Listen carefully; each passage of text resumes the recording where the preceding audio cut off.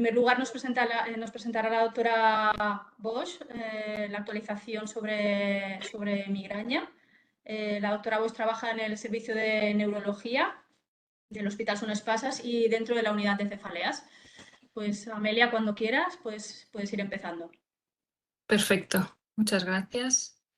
Ahora está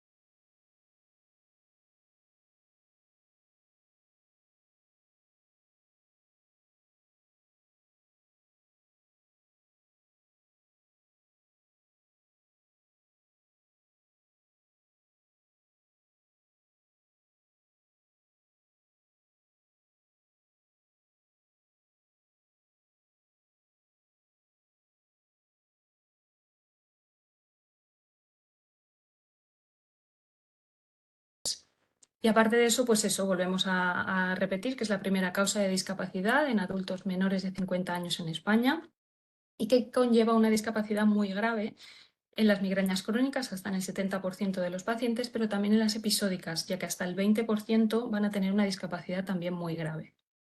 Esto va a conllevar pues, limitaciones tanto durante las crisis, pero también los síntomas entre las crisis y las comorbilidades, creando pues, una dificultad para conciliar pues, la vida personal, social, familiar y también a nivel laboral va a tener un impacto bastante alto.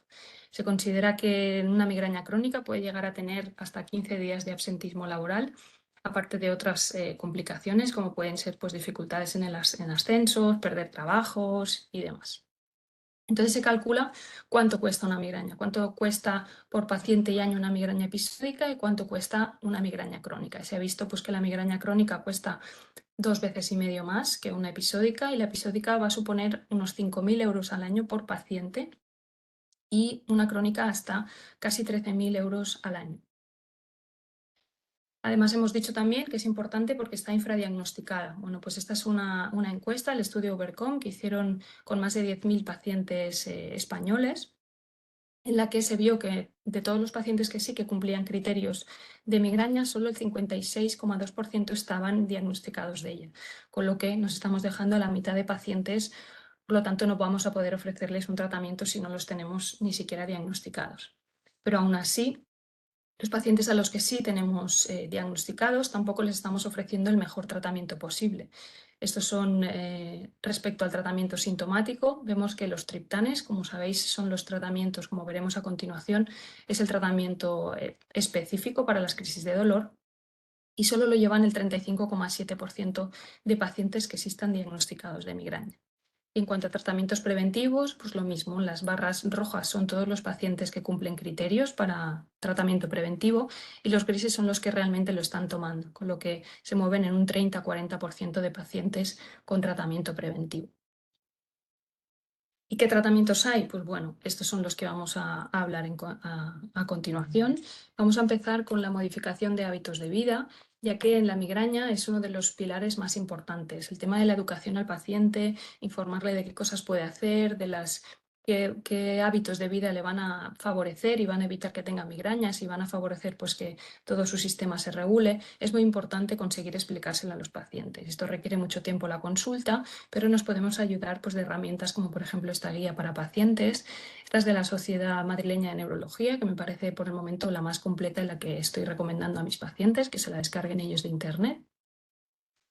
Y luego vamos a los tratamientos, ¿no? Vamos a tener un tratamiento sintomático al que le vamos a pedir que el paciente esté libre de síntomas a las 2 horas y un tratamiento preventivo en el que le vamos a pedir que reduzca las crisis un 50%. Y posteriormente, pues esto se va a traducir en una mejoría en la calidad de vida y en la mejoría también de la respuesta a los tratamientos sintomáticos. En cuanto a los tratamientos sintomáticos, vamos a diferenciarlos según si las crisis son leves o moderadas y severas. Si van a ser leves, podemos empezar con fármacos inespecíficos, como van a ser pues, los antiinflamatorios o el paracetamol, pero en las crisis moderadas y severas ya vamos a ir a fármacos más específicos, como van a ser los triptanes o los ditanes. Vamos a entrar directamente en los específicos, ya que los inespecíficos no nos da tiempo tampoco de explicarlos. Y vamos a empezar con los triptanes, ¿vale? Los triptanes son agonistas de los receptores de la serotonina y van a afectar principalmente a los receptores 1B y 1D. Aquí en el cuadro de la derecha veis todos los protagonistas haciendo un poquito de spoiler de lo que os voy a contar a continuación. Salen todos los receptores implicados. Los que estamos hablando de los triptanes, el B y el D, son los de abajo, el amarillo y el azul. Los de arriba a la derecha, que son los lilas, son los 1F, que hablaremos ahora mismo con los titanes. Los verdes son los receptores del CGRP, donde van a actuar pues, tanto los gepantes como los monoclonales. Y las vesículas del CGRP es donde van a actuar la toxina botulínica, ¿vale? Pero volviendo a los triptanes, sabemos que el efecto de los receptores 1D sí que van a ser los que van a liberar los neuropéptidos vasoactivos y los 1B van a tener efecto vasoconstrictor en el músculo liso.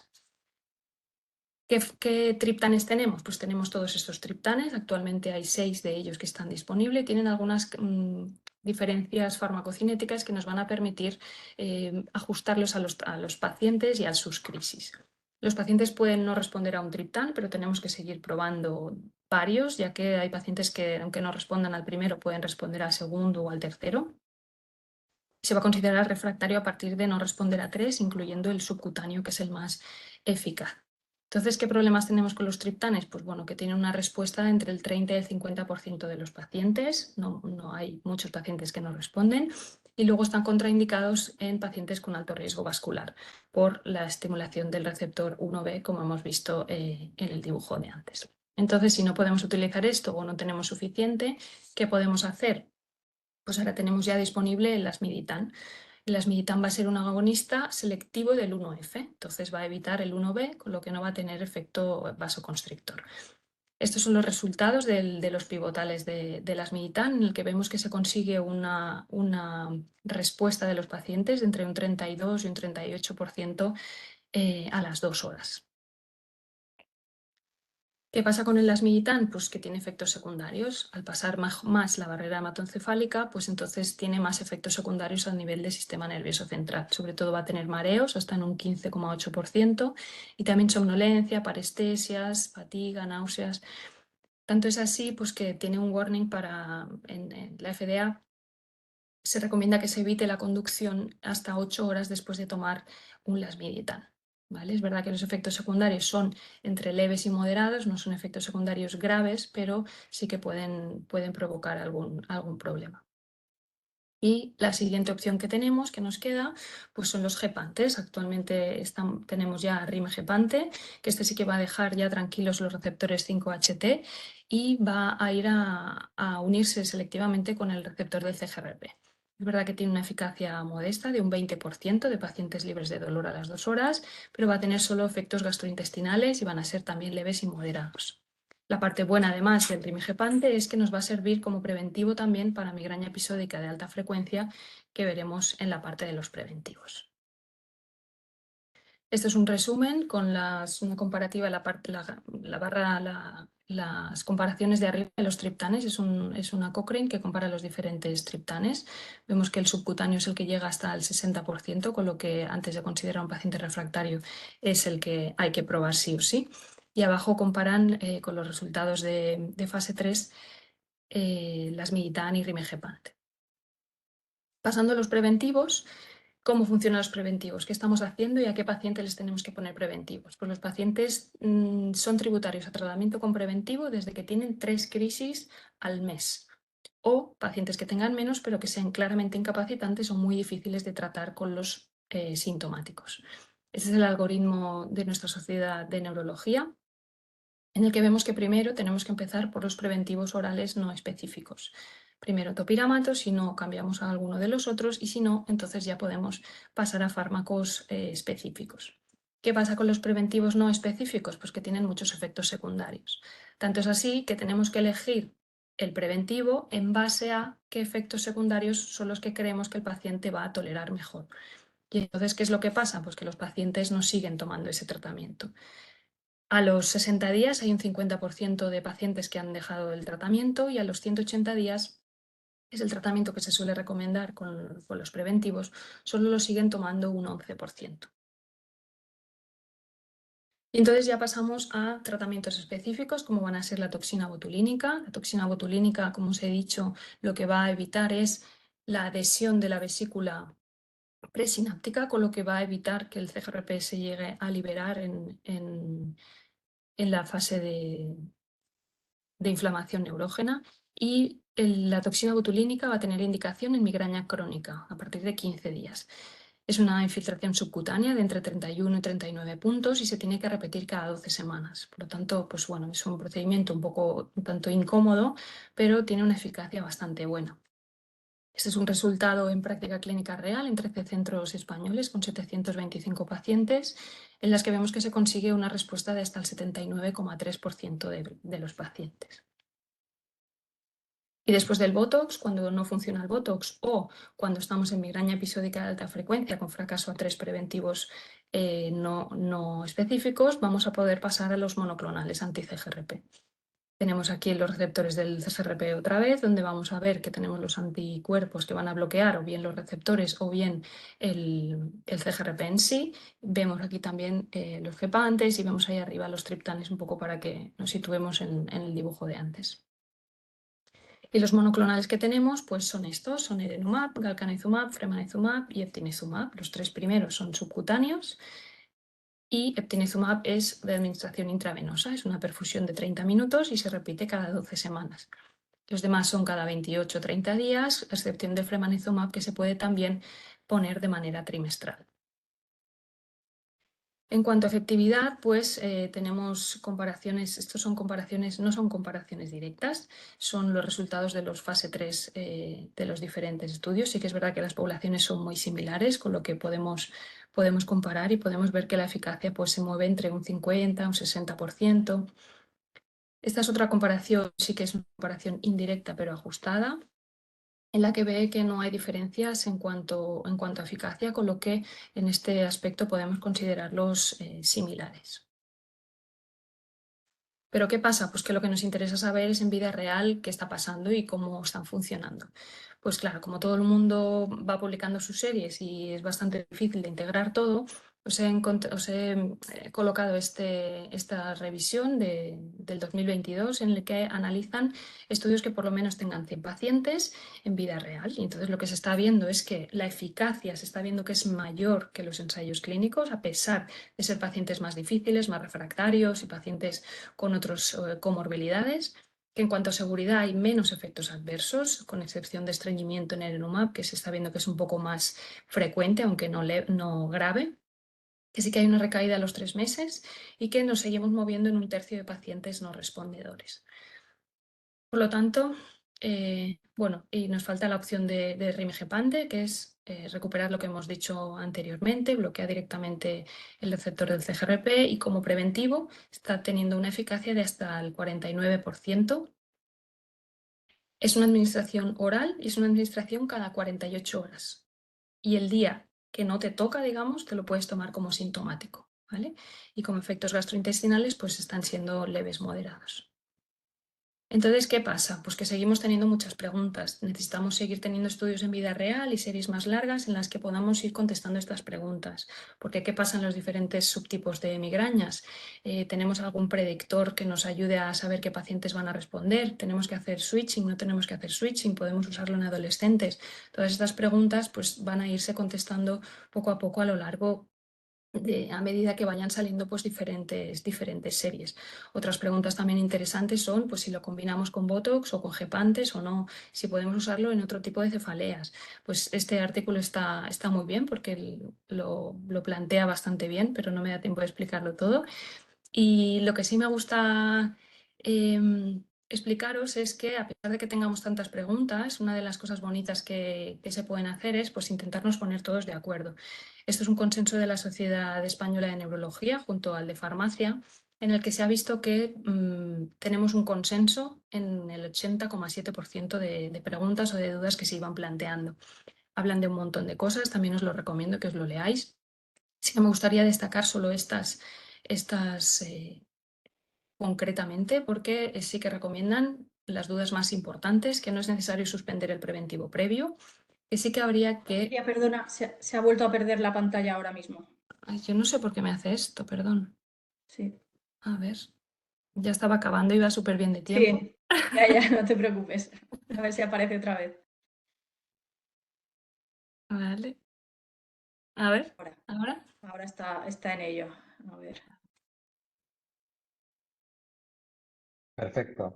¿Sí? Bueno, Ahora, ya ya está, está. sí. Vale, pues eso, que sí que estaría muy, muy importante antes de considerar que los tratamientos fracasan, que el tratamiento sintomático se esté haciendo bien, que sí que vamos a considerar que el Botox no funciona después de 2 ciclos ya, no hace falta esperar 3 o 4 como se recomendaba anteriormente, que las crónicas también vamos a considerar las respondedoras, aunque respondan solo un 30%.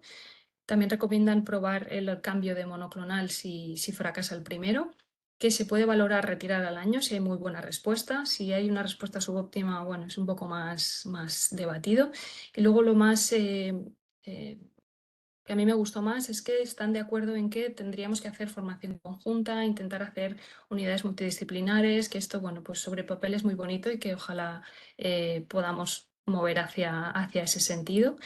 Y nada más, en 20 minutos no os puedo contar mucha cosa más de la migraña. Os dejo aquí mi contacto por si necesitáis cualquier cosa o tenéis cualquier propuesta que podamos hablar.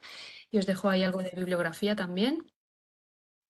Y nada, Perfecto, pues muchísimas gracias, Amelia. Si puedes volver a poner la última diapositiva ahí, ya está. Es que se sí, nos va y no da tiempo a ver aquí, lo del contacto. aquí. Ahí está. Sí, Por si alguien quiere contactarte para hacer alguna consulta. sí. No sé si alguien tiene alguna consulta de los asistentes. Si podéis activar el sonido. ¿No? Vale, Hola, pues una pregunta muy rápida para hacer una... buenas tardes, soy Biel Mercadal del Mateo Orfila. Yo simplemente un poco, tenemos algunas pacientes que cuando ya han pasado por los 3 biológicos subcutáneos, pues ya nos quedamos sin opciones y algunas están empezando a utilizar tinezumab intravenosa. ¿Qué experiencia estáis teniendo de respuesta en este paciente, en estas pacientes, estos pacientes tan refractarios? Pues regular. Que Vale, vale, claro, si las vale, cosas nuevas las pruebas cuando ya son pacientes súper refractarios, pues esperas poco, ¿no? Porque, claro. bueno, son los pacientes más difíciles. Pero bueno, nos estamos llevando, bueno, no sorpresas porque sí que confiamos en que funcione, pero bueno, hay pacientes que no responden, que responden un poco y que, bueno, pues a lo mejor llevamos ya 20 alguna y por lo menos, no sé, 5 o 6 que han respondido bastante bien, yo creo que sí que las tenemos, ¿eh? Y luego también lo que hacemos es nosotros lo de combinar el Botox. Cuando el monoclonal no funciona, sí que estamos añadiendo de manera concomitante la toxina y también estamos rescatando bastantes pacientes. Muchas gracias. ¿Alguna pregunta más? Vale. Preguntarte también a Amelia, que me comentaba una compañera, el tema de si utilizáis algún algoritmo de riesgo cardiovascular en los pacientes antes de iniciar los tratamientos. No, no, la ¿Crees verdad que que no. sería recomendable? Es verdad que son pacientes, la mayoría, si no quito la pantalla es que no te veo, ¿eh? Pero bueno, yo hablo aquí a Quítalo, través quítalo, de quítala eso. si quieres ahora, que ya ha estado un ratito. Y a ver si consigo. ¿Dónde estamos? ¿Aquí? No. Altura. ¿Aquí? Ay, no. Ahora, perdón. Sí, ¿no? Es verdad que la mayoría de las pacientes, ahora, es verdad que la mayoría de las pacientes son pacientes jóvenes, pacientes con pocos factores de riesgo vascular y bueno, es una cosa en la que estamos bastante tranquilos. Sí que es verdad que lo que hacemos como el único factor de riesgo que se ha visto es que podría subir un poco la tensión arterial, sobre todo con el erenumab, pero bueno, son unas cifras muy pequeñas. Sí que vamos controlando la tensión arterial a medida que van viniendo las pacientes a la consulta y bueno, luego si hay pacientes con un riesgo muy, muy alto, pues ya lo vas individualizando, ¿no? Pero en general tenemos suerte porque son pacientes de bastante bajo riesgo vascular. Perfecto. Muchas gracias, Amelia. Gracias a Pues si vosotros. os parece, vamos a dar paso al doctor Tony Ramos, que es jefe de servicio del hospital, bueno, jefe de servicio de psiquiatría del Hospital Vallebró. Y nada, cuando quieras, Tony, podemos ir empezando. Si nos Nada, compartes pues la pantalla. exacto, os comparto la pantalla y muchas gracias por la invitación. ¿Se ve ahora la pantalla? Sí, Perfecto. Pues nada, como decía, muchísimas gracias por la invitación y como decía Raquel, pues soy el jefe de servicio del Hospital Universitario de Vall d'Hebron de psiquiatría y pues del grupo de CiberSam y profesor titular de la Universidad Autónoma de Barcelona.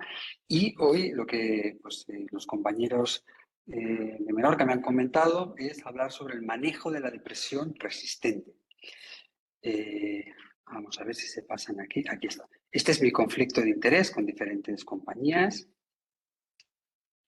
Bien, durante pues, prácticamente 70 años, desde los años 60, pues hemos tenido, finales de los 60, pues una revolución en el manejo de la depresión con respecto a lo que teníamos antes. Aun teniendo diferentes, como veis, tipos de antidepresivos, Tenemos todavía dos grandes retos. Uno es que no tengamos ese periodo de ventana de casi 4 semanas para que se inicie pues, la acción, la eficacia de los antidepresivos, con lo cual eso incrementa el riesgo de suicidio. Y que hay un porcentaje de personas que aún después de tratar con antidepresivos pues no llegan a tener una respuesta suficiente para los síntomas depresivos que tienen. En este sentido, sabemos que hay como un 30% de personas que tienen lo que denominamos depresión resistente. Y el concepto de depresión resistente, como otros tantos también en psiquiatría, no lo podemos todavía, y digo todavía porque estamos relativamente cerca, de definir con biomarcadores. Lo tenemos que definir con aspectos absolutamente clínicos. Y eso ha llevado pues, a muchos debates. En este sentido, a través de una beca europea que coordinamos desde el Hospital Vall d'Hebron, la beca UPEL, era para hacer una plataforma de ensayos clínicos en fase 2 adaptativos y se incluyó pues, una parte que era para depresión resistente, ensayos clínicos en fase 2. Y a partir de ahí se hizo con una metodología Delphi una definición de consenso de lo que era depresión resistente. Esto está publicado, como veis, en el Molecular Psychiatry en el 2021. Y aquí se introdujo tanto la EMEA, tanto la FDA, expertos americanos, europeos y también las asociaciones de pacientes a nivel europeo. Se llegó a una definición, como podéis ver, que una falta de respuesta implica que no hay una mejoría o que la mejoría es menor al 25%, que se han probado como mínimo 2 antidepresivos. No se habla de mecanismos de acción diferentes, porque aunque sean de las mismas familias, tienen mecanismos de acción diferentes. Y que la dosis que hablamos sea una dosis mínima aceptada, es decir, la dosis mínima puesta en registro por ficha técnica y que como mínimo, sea mantenida esa dosis durante 4 semanas. Esto fue el consenso en el que llegamos en este proyecto y el que, bueno, pues está utilizando hoy día también la FDA en ese sentido y la EMEA en este sentido. Si vamos a ver cuál es la eficacia de los antidepresivos, pues para ello tenemos un estudio clásico ya publicado en el 2009, me parece recordar, que es el estudio STAR-D, y que nos venía a decir pues, que después de estos 2 diferentes estándares de antidepresivos, pues teníamos que solo había remisión en el 14% de los pacientes. Con esta definición, como veis aquí puesta en la pantalla.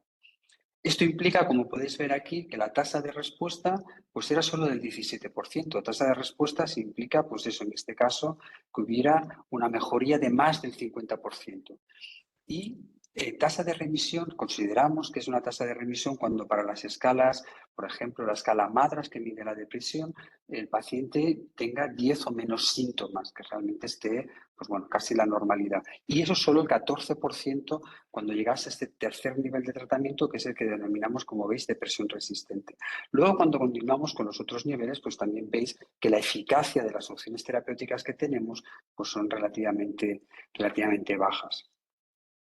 ¿Qué estrategias tenemos hoy día para manejar lo que se llama la depresión resistente a tratamiento? La primera es la optimización. Tenemos que asegurar que las personas estén tomando el tratamiento. Es muy frecuente que se abandonen los tratamientos o por efectos secundarios de la esfera sexual, etcétera. Y en algunos pacientes y con algunos determinados antidepresivos lo que hay que hacer es incrementar la dosis. Por ejemplo, con los duales. Sabemos que venlafaxina no es dual hasta que no llega hasta 150-225 miligramos. Esto no tendría sentido en términos generales con los inhibidores selectivos de la recaptación de serotonina. El incremento de dosis no da una mayor eficacia, a no ser que hablemos de personas que son metabolizadoras ultra rápidas de esos antidepresivos, que entonces sí que tendría sentido incrementar pues, la dosis del medicamento. La siguiente opción sería la sustitución. Pues estamos tomando un inhibidor selectivo de la recaptación de serotonina, pensar en combinar, o en cambiar, mejor dicho, a un dual que sea también noradrenérgico o cambiar a uno que sea dopaminérgico y noradrenérgico como bupropion, etc.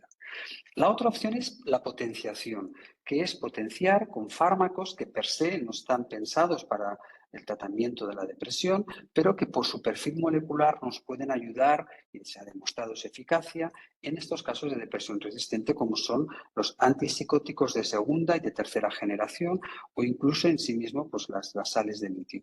O la combinación, el combinar dos antidepresivos diferentes. No es nada inusual combinar un inhibidor selectivo, sertralina, más mirtazapina, o un inhibidor selectivo más bupropión, por ejemplo. Intentas buscar dos antidepresivos que tengan como mecanismos de acción bastante diferentes en ese sentido. Aparte de los abordajes farmacológicos, hay otros abordajes no farmacológicos, pero que no están, digamos, tan disponibles de forma general y muchas veces no están tan estandarizados. Los tratamientos psicológicos, como la terapia cognitiva conductual, pues han demostrado eficacia en casos de pacientes con depresión resistente. Lo que sucede es que no está disponible para la población general y de una forma estandarizada como requieren las guías, de forma pues habitual. La otra es el ejercicio físico. Se ha visto pues, que puede mejorar la situación de la depresión. Lo difícil es que un paciente con depresión resistente pues, se adhiera a programas de ejercicio físico. Quizá tienen más sentido como preventivo. La luminoterapia, por ejemplo, con las depresiones de ritmo estacional y sobre todo en países nórdicos. Y ya más a nivel hospitalario, pues la terapia electroconvulsiva o la terapia magnética transcranial de estimulación, que cada vez está como más extendida, pero que todavía no está como tal en la cartera de servicios. Y luego están técnicas mucho más difíciles de encontrar de forma generalizada, como la estimulación del nervio vago o la estimulación cerebral profunda, que todavía está, bueno, pues hay resultados positivos, pero es bastante experimental. En cuanto a las estrategias de potenciación, os comparto aquí un metaanálisis publicado en el Journal British Psychiatry en el año 2019 y aquí podéis ver las diferentes odds ratio que pueden tener pues, los diferentes potenciaciones y la potenciación que se demostraba, o que al menos en este metaanálisis salía como más eficacia, es potenciar los antidepresivos que estamos utilizando de base con fármacos que tengan como target el sistema glutamatérgico y en especial los receptores NMDA. En este sentido, el sistema glutamatérgico quizá es menos conocido en el ámbito pues, de la depresión o de la salud mental, que no es el sistema serotoninérgico, dopaminérgico o noradrenérgico, las monaminas, pero es un sistema, insisto, que se conoce de forma amplia desde los años 90 y que es básico en la regulación de nuestro estado de ánimo y en la homeostasis, de alguna manera, de las conexiones cerebrales importantes implicadas en los circuitos de la depresión, que juega un papel fundamental, pues como podéis ver, a nivel de la liberación de glutamato, la asociación con los receptores AMPAR y cómo esto va a activar de una manera inmediata y de una manera importante la liberación de BDNF y toda una cascada posterior de segundos mensajeros que es lo que va a permitir pues, esa buena homeostasis. Aquí tenéis lo que sería otra neurona o una conexión sináptica disfuncional con respecto a la depresión. El único fármaco que tenemos hoy día disponible en el mercado y que tiene la indicación para el tratamiento de la depresión resistente es la esketamina intranasal. Este es uno de los estudios pivotales que se publicaron en el American Journal hace 5 años, en el cual aquí el criterio era observar si a los 28 días de tratamiento intranasal había una eficacia con respecto a el placebo, dando siempre de base, esketamina siempre se tiene que dar de base asociada con un inhibidor selectivo de la recaptación de serotonina o un fármaco dual, duloxetina o venlafaxina. Y como podéis ver, realmente la respuesta fue muy significativa. El número de pacientes a tratar para tener una respuesta, es decir, una mejoría de más del 50%, era de 6 pacientes y con realmente una respuesta también muy importante del 69%. El número de pacientes a tratar para obtener una remisión, que es prácticamente la normalidad clínica, con 10 puntos en las escalas de Madras, pues era del 53%. Es importante señalar que las personas que estaban en la rama, digamos, que no llevaba esketamina, que llevaba placebo, ellos llevaban también un fármaco activo, que se cambió ese fármaco activo de base que hay que poner juntamente con esketamina o, en este caso, con placebo. Por eso la respuesta quizá es más alta y eran tratamientos muy intensivos que se tiene que hacer con esketamina. Esketamina se pauta durante el primer mes 2 veces por semana y luego a posteriori ya se va pautando pues una vez cada semana o una vez cada 2 semanas. Otro aspecto importante para la depresión mayor y sobre todo para la depresión mayor resistente es el manejo a largo plazo para evitar las recaídas.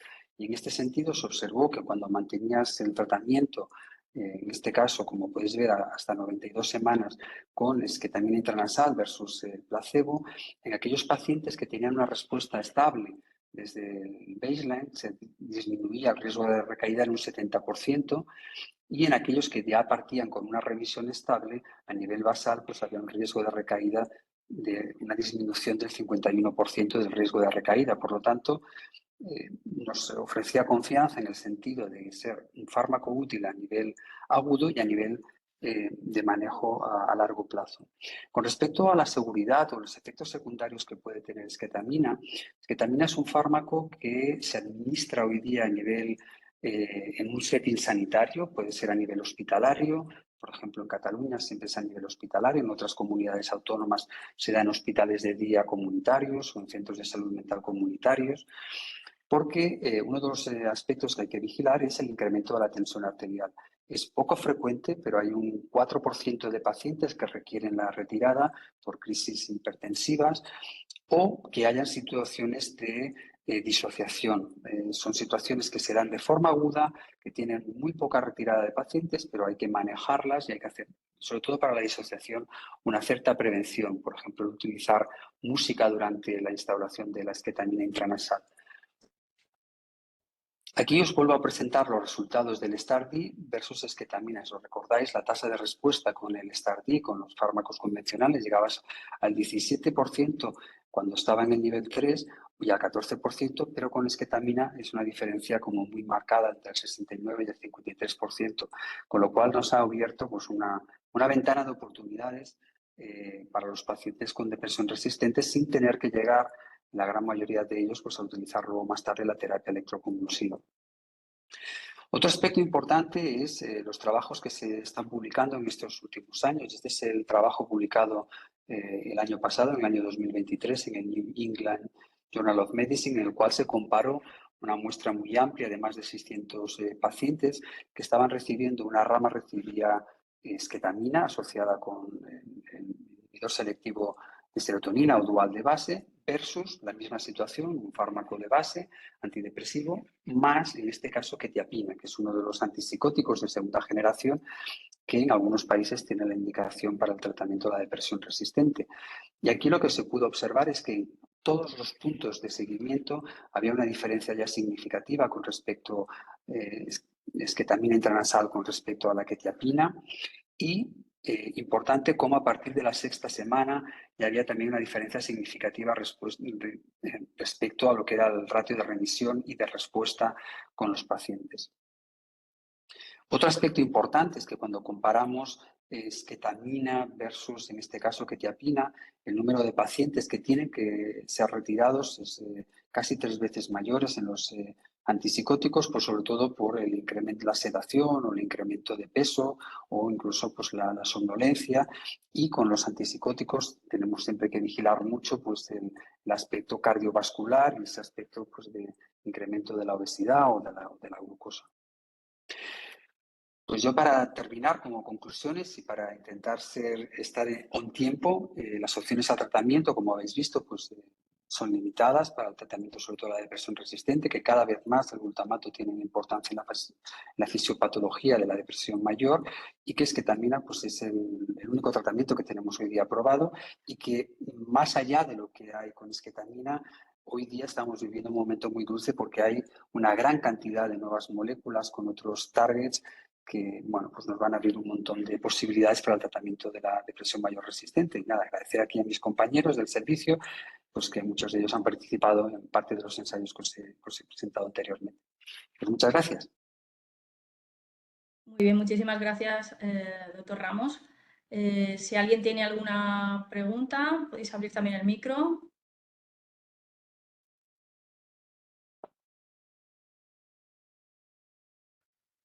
¿Nadie se anima? Hola, buenas tardes. Pues nada, empiezo yo. Bien. Buenas tardes. Hola, Gabriel.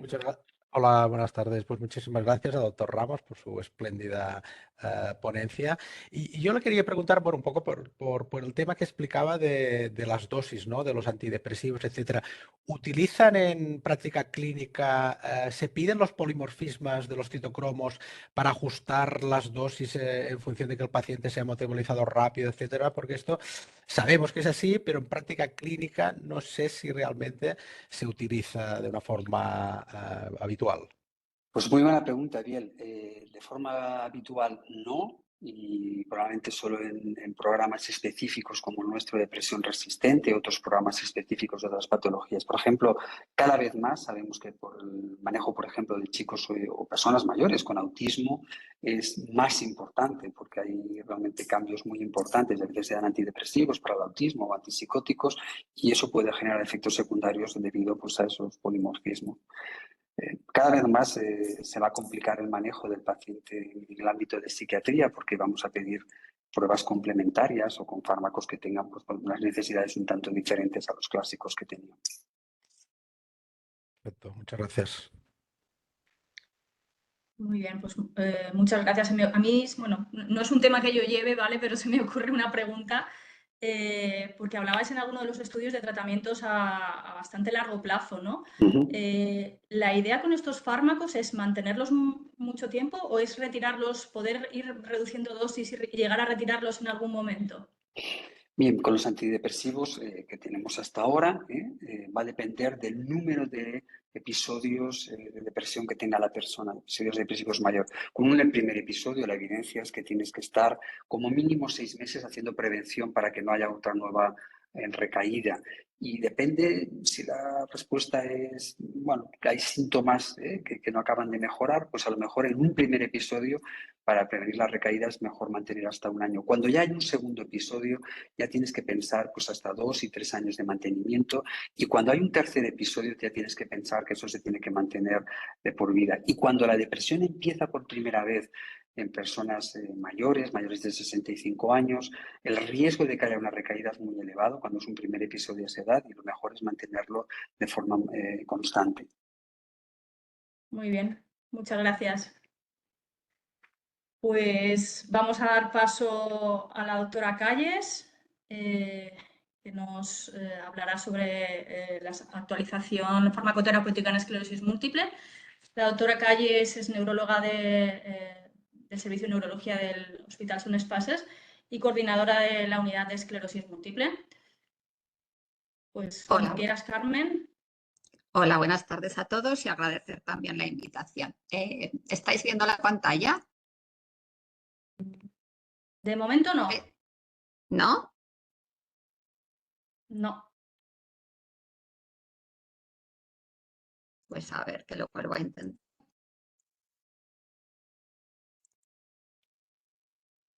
Ahora. Ahora sí, Carmen. Vale. Vale, pues bueno, como decía Raquel, voy a intentar resumir en los próximos minutos la actualización terapéutica en la esclerosis múltiple.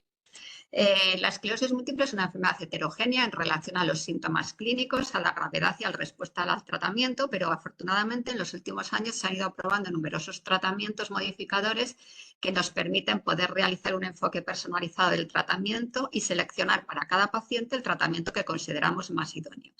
De tal manera que este es el panorama terapéutico actual y, como veis, hay una gran diversidad de fármacos modificadores del curso evolutivo de la enfermedad con diferentes mecanismos de acción y diferentes eficacias. Es imposible ahondar en cada uno de ellos y os voy a comentar los aspectos más importantes de los fármacos más utilizados. Empezaremos con los interferones beta, que fueron los primeros fármacos aprobados, y como veis hay cuatro interferones con sus formulaciones diferentes y con su posología. Los interferones son citoquinas que van a mediar en actividades antivirales, antiproliferativas e inmunomoduladoras, y en la esclerosis múltiple tienen un mecanismo de acción compleja. En cuanto a la eficacia, el interferón beta-1A intramuscular reduce la tasa de brotes en un 18%, mientras que el interferón beta-1A subcutáneo, la reducción de la tasa de brotes es un 32% y el interferón beta-1B un 31%. Son eficacias moderadas. Los efectos adversos más frecuentes van a ser el síndrome pseudogripal, van a poder producir reacciones cutáneas locales, disfunción tiroidea o alteraciones analíticas, y con menos frecuencia riesgo de depresión, microangiopatía trombótica o desarrollo de anticuerpos neutralizantes que van a reducir la eficacia de los fármacos. Van a estar contraindicados en la depresión grave o ideación suicida y en la hipersensibilidad al fármaco.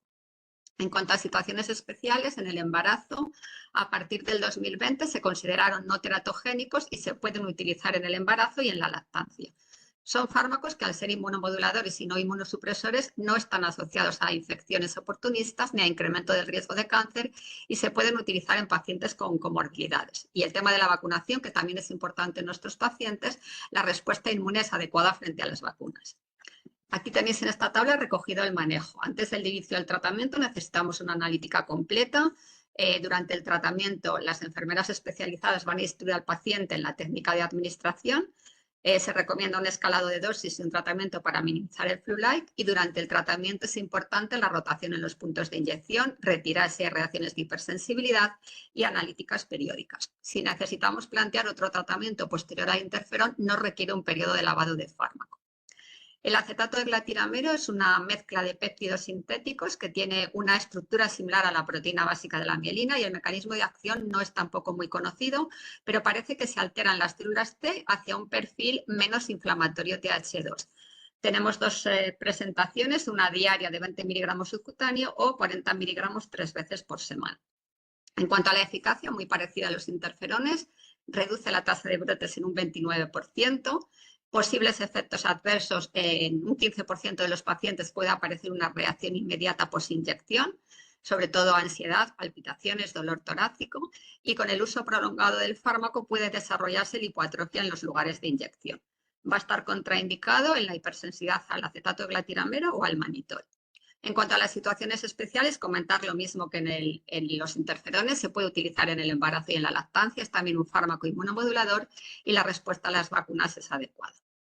En el manejo, previamente necesitamos una analítica completa, tenemos que instruir también al paciente la técnica, ya que es un fármaco subcutáneo, rotar los puntos de inyección y por ficha técnica no se requiere monitorización, pero en la práctica clínica nosotros sí que la hacemos porque hemos visto algún paciente con disfunción tiroidea o alguna alteración de las transaminasas. No va a requerir periodo de lavado para utilizar otro fármaco. La teriflunomida es un fármaco oral y es el principal metabolito de la leflunomida. Va a inhibir de forma reversible y selectiva la dihidrorotato deshidrogenasa, que altera la producción de la proliferación de linfocitos. La vía de recuperación de las primidinas no se afecta. En cuanto a la eficacia, reduce la tasa de brotes en torno a un 31-36% frente a placebo, y la indicación terapéutica es en los pacientes pediátricos mayores de 10 años o pacientes adultos con formas remitentes recurrentes. La dosis en adultos es de 14 miligramos al día y en la población pediátrica va a depender del peso. Los efectos secundarios más frecuentes, náuseas, cefalea o adelgazamiento transitorio del cabello, y menos frecuentemente puede producir hepatotoxicidad, neuropatía periférica, aumento de tensión arterial o enfermedad pulmonar intersticial o pancreatitis. Va a estar contraindicada en los pacientes con insuficiencia renal grave sometidos a diálisis, insuficiencia hepática grave, estados de inmunodeficiencia grave, infección activa grave, embarazo o lactancia. Como decíamos, está contraindicada en el embarazo y la lactancia, y si una paciente en tratamiento con teriflunomida tiene deseo de embarazo, tenemos que suspender el fármaco y realizar un procedimiento de eliminación acelerada con colestiramina o carbón activado, ya que puede permanecer en sangre, en plasma, hasta más de 8 meses. Y necesitamos 2 determinaciones inferiores a 0,02 y separadas por un intervalo de al menos 14 días. No va a ser necesario diferir el inicio o alterar la dosis para la vacunación, y las respuestas inmunes son seroprotectoras. En cuanto al manejo, tenemos que descartar infecciones activas o latentes, tenemos que adecuar el calendario vacunal, necesitamos un hemograma y una función hepática, la tensión arterial y un test de embarazo en mujeres en edad fértil. Durante el tratamiento es importante también analíticas periódicas, sobre todo función hepática cada 4 semanas durante los primeros 6 meses por la hepatotoxicidad, y método anticonceptivo eficaz. Si necesitamos plantear otro tratamiento después de la teriflunomida, tenemos que realizar, aparte de suspender el fármaco, un procedimiento de eliminación acelerada, como os comentaba antes. El dimetilfumarato, el metabolito activo es el monometilfumarato y va a producir una disminución del estrés oxidativo y de la inflamación tisular. Va a tener un efecto inmunosupresor y un efecto neuroprotector. En cuanto a la eficacia, frente a placebo, va a reducir la tasa de brotes en torno a 44-53%. Está indicado en pacientes adultos y pediátricos por encima de 13 años con formas remitentes recurrentes.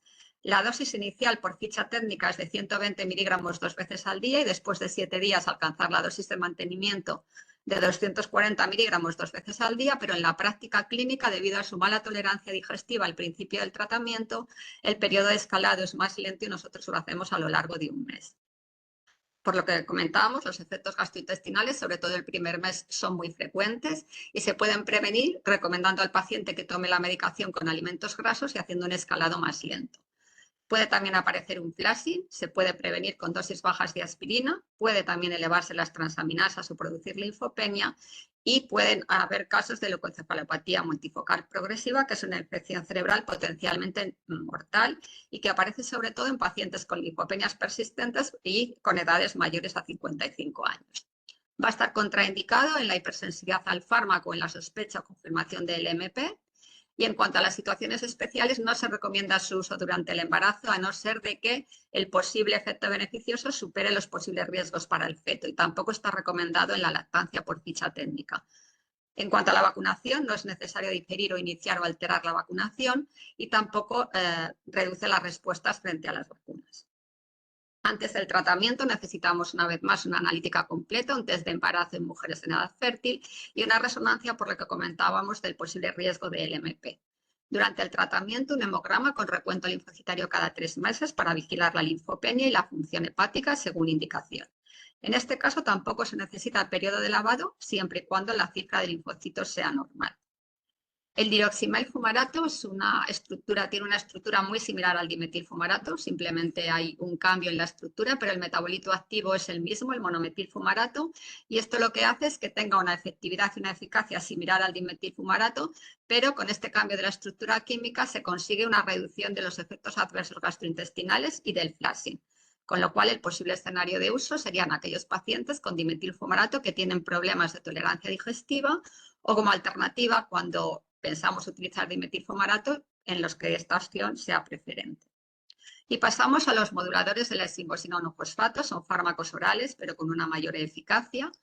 El receptor de la esfingosina-1-fosfato, aparte de estar en las células del sistema inmune y en el cerebro, está en otras células y de ahí deriva los posibles efectos adversos que comentaremos posteriormente de estos fármacos. Y en cuanto al mecanismo de acción, van a producir una retención de los linfocitos en los órganos linfoides que es reversible, de tal manera que no pasan al torrente circulatorio y se evita la entrada a través de la barrera hematoencefálica de estas células que son las que están implicadas en el desarrollo de la enfermedad. Como veis, hay diferentes moduladores S1P, fingolimod, siponimod, ozanimod y ponesimod, y van a actuar sobre diferentes receptores. El ponesimod es un receptor, actúa solamente sobre el S1P1, es el fármaco que es más selectivo, mientras que el fingolimod va a actuar sobre mayores receptores y podrá tener potencialmente mayores efectos adversos. En cuanto a la eficacia del fingolimod, va a reducir la tasa de brotes en un 50% frente a placebo y en un 52% frente a interferón beta 1A intramuscular, mientras que en la población pediátrica la eficacia es mayor, llegando hasta un 82%. El siponimod, que se utiliza en las formas de esclerosis múltiple secundarias progresivas activas, reduce la progresión en un 21% y la tasa de brotes en un 55%. Ozanimod, frente a interferón beta 1A intramuscular, reduce la tasa de brotes en un 38 y 48%, y el ponesimod en el ensayo clínico frente a teriflunomida reducía la tasa de brotes en un 30%. La indicación terapéutica del fingolimod es en pacientes que tienen formas de esclerosis múltiple remitente recurrente muy activa, es decir, que a pesar de un tratamiento modificador de eficacia moderada, la enfermedad sigue activa, o aquellos pacientes que tienen una evolución grave de entrada, definida por tener al menos 2 o más brotes discapacitantes en un año y con actividad en la resonancia. En cuanto a la posología, la dosis es de 0,5 miligramos por vía oral una vez al día y en pacientes pediátricos va a depender del peso. La indicación terapéutica del ozanimod es en pacientes adultos con esclerosis múltiple remitente recurrente con enfermedad activa definida por características clínicas o por resonancia. La dosis recomendada es de 0,92 miligramos una vez al día y con un escalado de dosis durante 7 días a diferencia del fingolimod.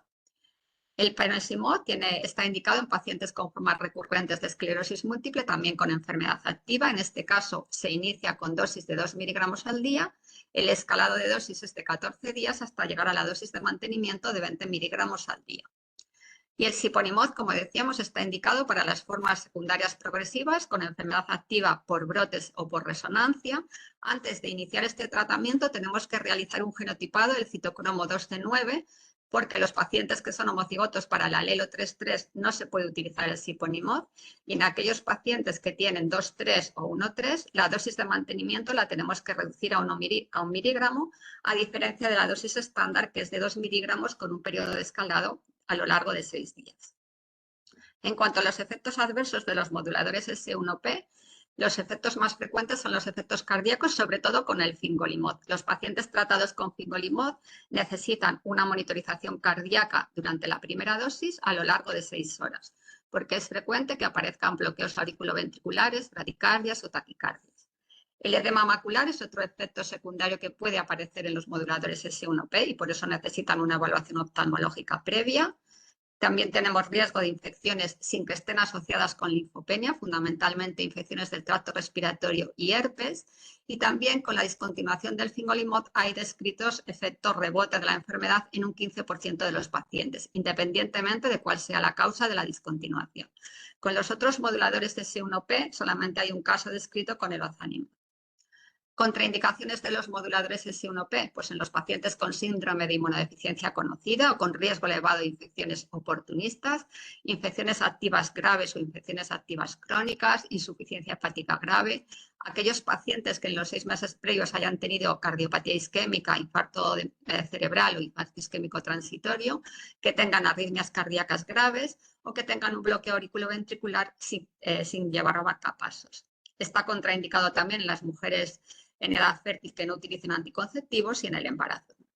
Como decíamos, contraindicado tanto en el embarazo como en la lactancia. Y en cuanto a la vacunación, tenemos que tener en cuenta que tenemos que diferir el inicio de los moduladores S1P hasta 4 semanas después de la vacunación de nuestros pacientes. Y tenemos que evitar las vacunas vivas o atenuadas durante el tratamiento y posteriormente tras la supresión en función de cada uno de estos moduladores.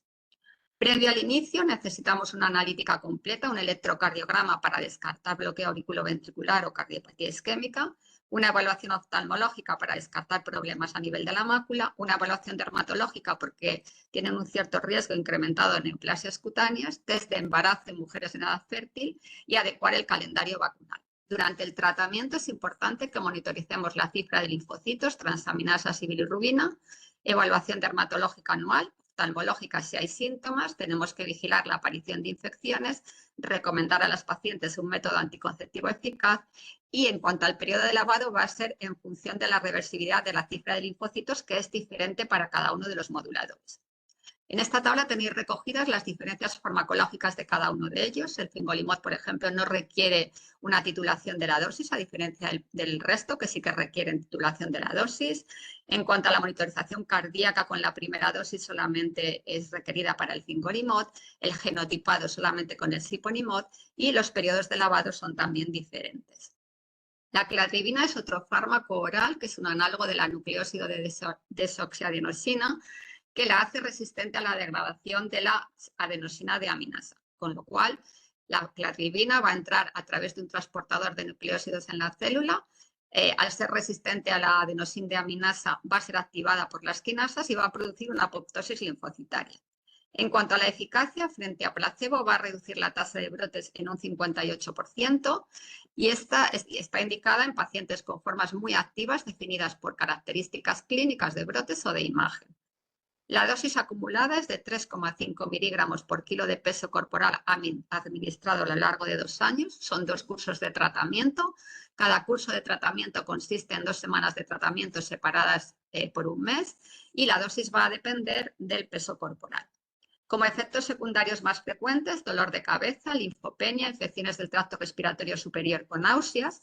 En los pacientes que tienen linfopenias severas, la incidencia de infecciones por herpes zóster también está incrementada, pero no se ha observado una mayor incidencia de neoplasias.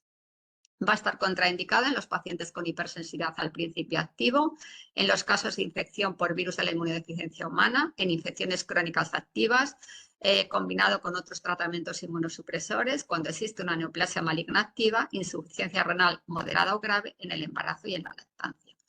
Como decíamos, contraindicada en embarazo y lactancia, se tiene que retrasar el inicio de la cladribina 2-4 semanas después de adecuar el calendario vacunal y no se ha visto que se reduzca la respuesta humoral frente a las vacunas.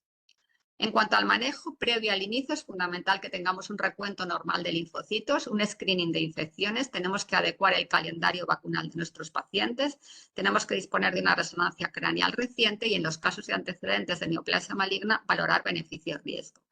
Durante el tratamiento es importante el recuento linfocitario de forma periódica y si el recuento es inferior a 500 tenemos que vigilar activamente la aparición de infecciones, sobre todo por herpes zóster. Cuando el recuento linfocitario es menor de 200 tenemos que plantear profilaxis antiherpética. Y en cuanto al cese de tratamiento, el periodo de lavado es de 6 meses.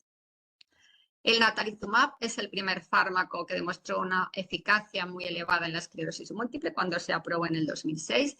Es un anticuerpo monoclonal humanizado que se va a unir a una integrina en la superficie de los leucocitos, excepto los neutrófilos, y va a impedir la interacción con la molécula de adhesión que está presente en el endotelio vascular, con lo cual va a impedir que los linfocitos migren a través de la barrera hematoencefálica. La eficacia, como decíamos, es uno de los fármacos más eficaces, reduce la tasa de brotes en un 67% y la progresión de la discapacidad en un 42%. Va a estar indicado en pacientes con formas muy activas, igual que el fingolimod, y tenemos dos formas de administrarlo. En perfusión intravenosa de 300 miligramos cada 4 semanas, que requiere una premedicación para evitar las reacciones durante la infusión y se administra en hospital de día. Y más recientemente se ha autorizado la administración subcutánea también de 300 miligramos cada 4 semanas. Los efectos adversos más frecuentes, como decíamos, las reacciones a la perfusión, puede haber también reacciones de hipersensibilidad, tanto locales como sistémicas. Un 9% de pacientes pueden desarrollar anticuerpos antinatalizumab que se asocian a una menor eficacia y a una mayor frecuencia de reacciones de hipersensibilidad. Tenemos que evaluarlo a los 6 meses de tratamiento. Si son positivos persistentes, tenemos que interrumpir el natalizumab. Otro efecto adverso es el riesgo de infecciones oportunistas, fundamentalmente encefalitis, meningitis por herpes simple y virus varicela zoster y leucoencefalopatía multifocal progresiva. Este fármaco, igual que el fingolimod, puede tener un efecto de rebote tras la retirada con una reactivación de la enfermedad.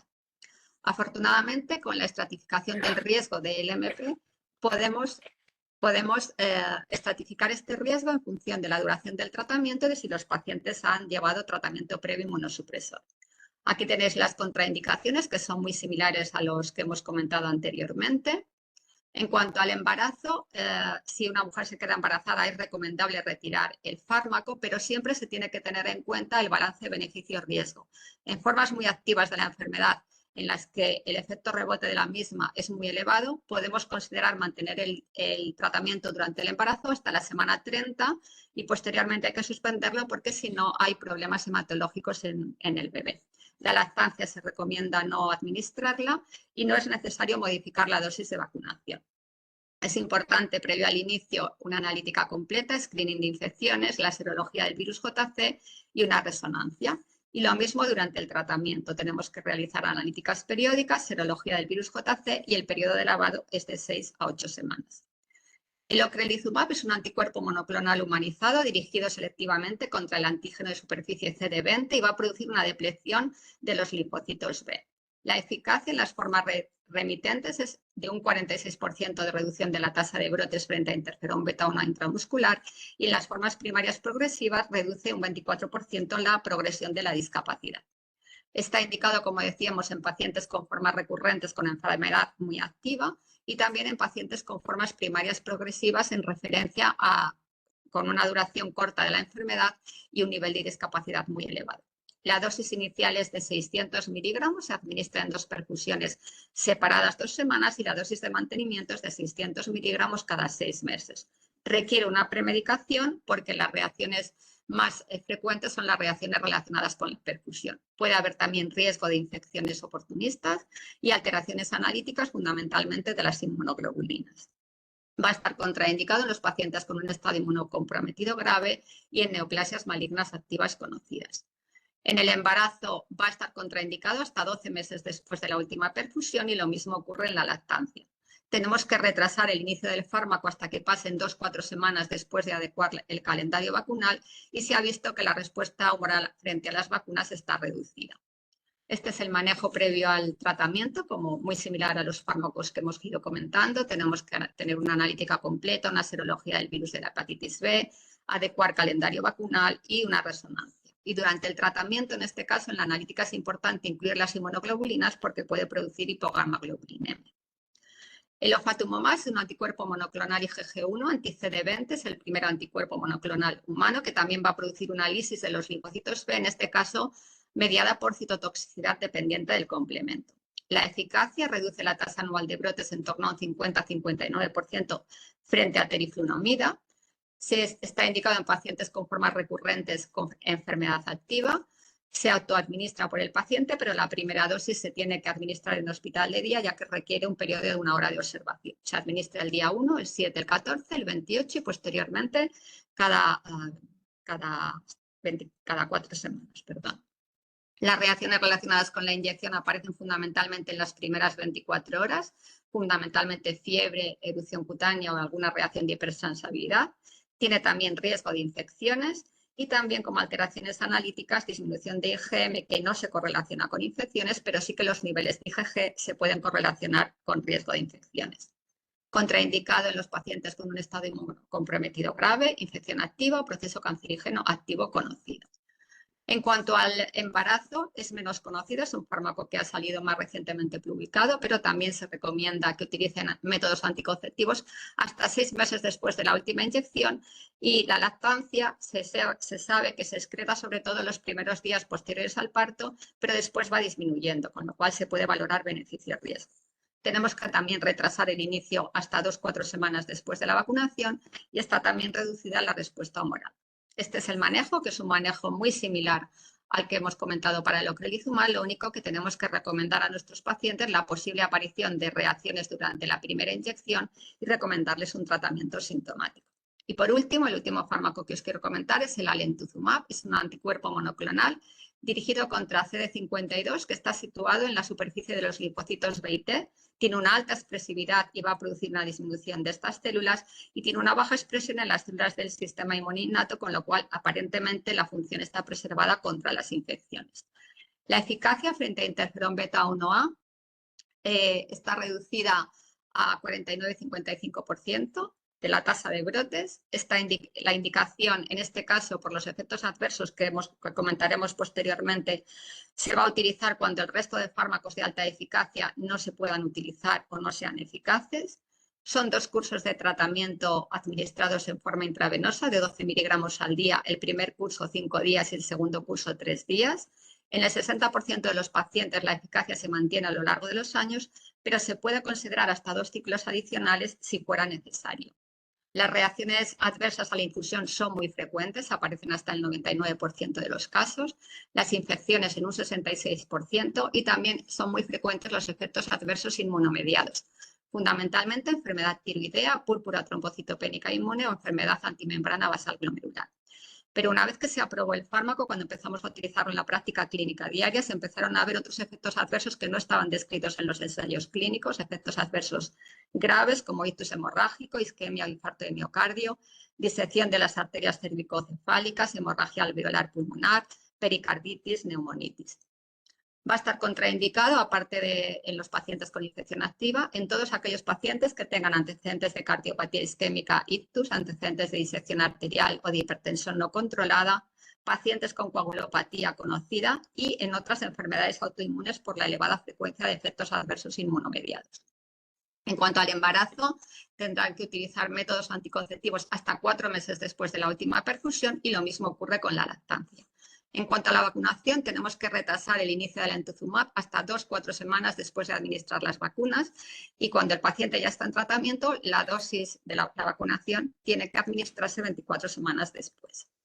Este es el manejo del tratamiento. Es importante, aparte de la analítica que hemos ido comentando en el resto de fármacos, evaluar la función tiroidea, descartar infecciones activas y antes de las perfusiones por los efectos cardíacos y cerebrovasculares que puede producir, electrocardiograma basal, constantes vitales, frecuencia cardíaca, presión arterial. Es importante una profilaxis oral para la infección por herpes porque es muy frecuente hasta que se van recuperando los linfocitos, y tenemos que utilizar también una premedicación.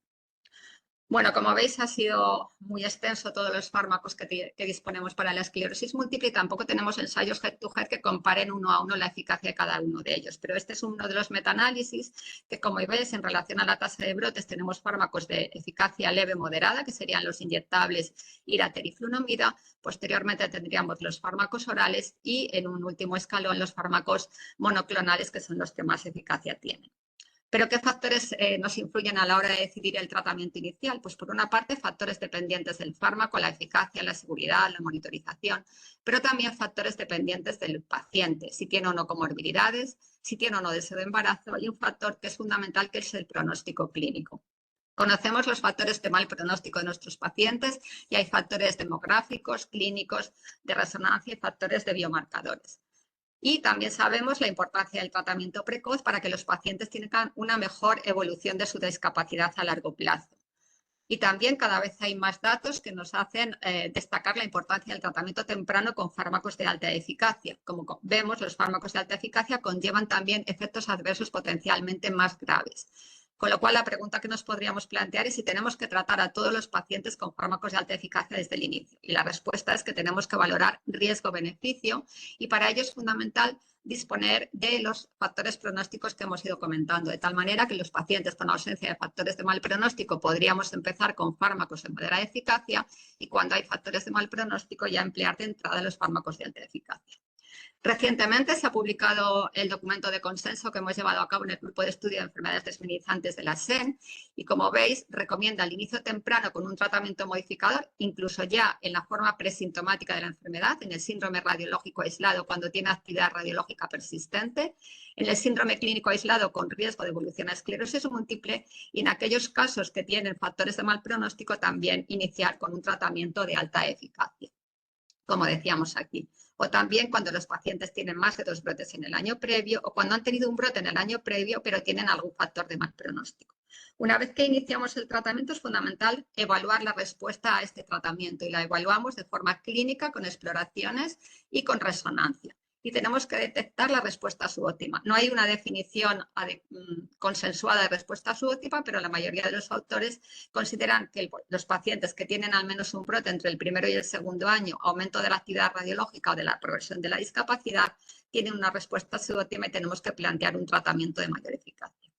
Y ya recientemente, para terminar, en nuestra comunidad hemos utilizado las condiciones de uso de los fármacos modificadores, de tal manera que en el síndrome radiológico aislado que tiene actividad persistente, y para intentar precisar más y asegurarnos de que se trata de un RIS y no solamente de lesiones asintomáticas, aquellos pacientes que tienen bandas oligoclonales en el líquido, lesiones infratentoriales o medulares de características desminimizantes, podríamos utilizar como uso fuera de ficha técnica dimetilfumarato, y más recientemente también ha salido publicado el ensayo clínico con teriflunomida con una eficacia similar en el RIS. En el síndrome desminimizante aislado también tenemos que considerar interferón beta 1B subcutáneo o intramuscular 1A o subcutáneo. Y cuando los pacientes no tienen factores de mal pronóstico y tienen baja carga de actividad de la enfermedad, podemos utilizar también fármacos de moderada eficacia. Cuando los pacientes tienen factores de mal pronóstico pero a baja actividad de la enfermedad, podríamos utilizar los moduladores S1P, y cuando tienen factores de mal pronóstico ya pasaríamos a los tratamientos de mayor eficacia. Aquí tenéis recogidos los criterios clínicos, radiológicos y biológicos de mal pronóstico, y en esta tabla pues tenemos recogidos las indicaciones para los pacientes que podemos tratar con ocrelizumab en las formas primarias progresivas. Pero no tenemos que olvidarnos que estos son los criterios médicos de tratamiento, pero que hay unas consideraciones de financiación. Y en este caso, por ejemplo, la teriflunomida, aunque se ha aprobado para el tratamiento de pacientes pediátricos, no está financiada, y como decíamos, el alemtuzumab está financiado cuando ya se han probado otras alternativas terapéuticas. Y ya para concluir, decir que disponer de un gran número de tratamientos modificadores nos facilita el abordaje de pacientes con esclerosis múltiple de forma individualizada, que nos permite acercarnos a una medicina personalizada, Necesitamos para ello predecir el curso de la enfermedad desde las fases iniciales para seleccionar el tratamiento idóneo en función del pronóstico, que es la base del tratamiento personalizado. No tenemos que olvidar que el inicio del tratamiento de forma precoz mejora el pronóstico a largo plazo y el tratamiento inicial con fármacos de alta eficacia nos va a mejorar también la progresión de la discapacidad.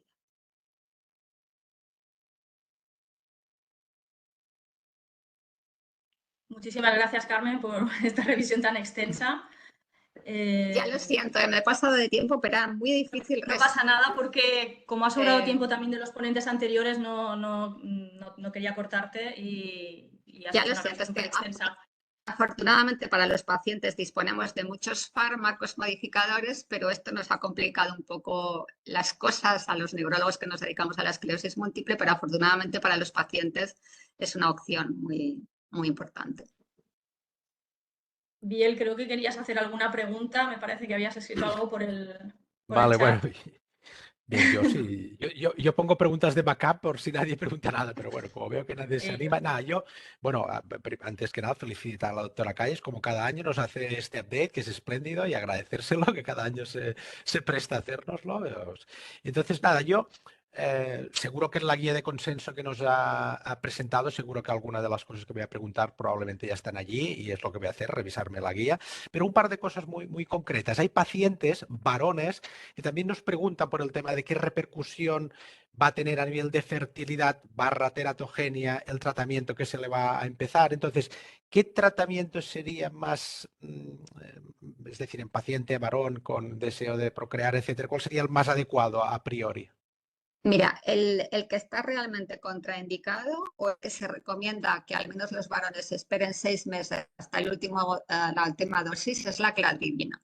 Luego con la teriflunomida, que es muy teratógena en mujeres, se han hecho estudios y en el semen de las ratas pasa una cantidad muy pequeñita, con lo cual nosotros no recomendamos evitar, o sea, podemos plantear la teriflunomida a los varones aunque tengan deseo de gestacionar su pareja. Vale, perfecto. Y la segunda pregunta también muy cortita y luego ya doy paso al siguiente. Otra cosa que también a veces nos preguntan los anestesistas y cirujanos es el tema del perioperatorio. Claro, yo entiendo que la clínica manda, pero en el perioperatorio, el tema de retirar un tratamiento, ¿cómo lo manejáis esto en general?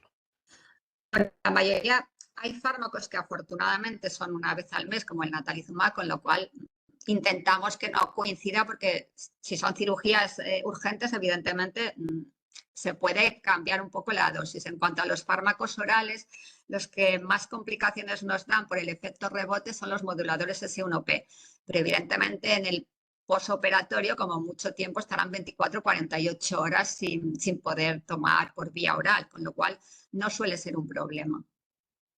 Perfecto, muchas gracias. Muy bien. ¿Alguien tiene alguna otra pregunta? Yo, Carmen, sí que os quería hacer una pregunta porque en el caso de los pacientes que están en tratamiento con cladribina, nosotros, como son solamente de los 2 años de tratamiento lo que hacen, o sea, les perdemos ya un poco la pista y quería conocer un poco vuestra experiencia, un poco más a largo plazo en estos pacientes, si estáis viendo que se mantiene la eficacia, si han aparecido brotes en algún paciente o lesiones nuevas de resonancia, ¿cuál es vuestra experiencia? Mira, es un poco de todo. Hay pacientes que han pasado a formas secundarias progresivas, tenemos pacientes que hemos tenido que cambiar a otro tratamiento y hay pacientes que se mantiene a lo largo de los años la eficacia. Mi percepción es que la cladribina es un fármaco que salió autorizado para formas muy activas de la enfermedad y no es tan eficaz pues, como lo pueden ser los monoclonales. Que cuando seleccionas bien a los pacientes y son pacientes que tienen muy poca actividad o actividad moderada de la enfermedad, con muy poquitos factores de mal pronóstico, es un fármaco que yo considero ideal para el deseo gestacional programado. Entonces, cuando se utiliza en pacientes que no son muy activos, la eficacia a largo plazo se mantiene. Muy bien. Es que ya te digo, como estos pacientes ya no los vemos después. Muy bien, pues muchísimas gracias. Si nadie más tiene ninguna pregunta, pues finalizaremos aquí ya las ponencias de hoy. Y nada, pues muchas gracias a todos por la asistencia y gracias a todos los ponentes. Gracias. Muchas gracias. Buenas tardes. Adiós.